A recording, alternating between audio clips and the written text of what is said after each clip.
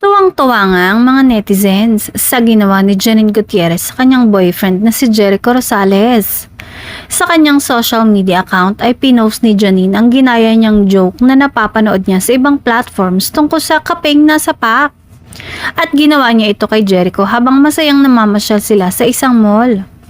Aliw nga ang mga nakapanood nito dahil pati si Echo ay talagang na-carried away sa joke.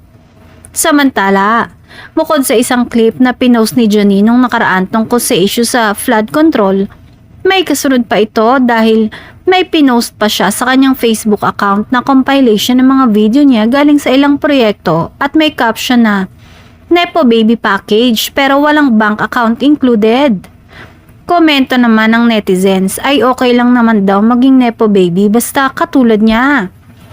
Anyway, inaabangan na nga ng publiko ang announcement ng proyektong ginawa ni Janine dahil hanggang ngayon nga ay wala pang inilalabas na detalye tungkol sa nasabing proyekto.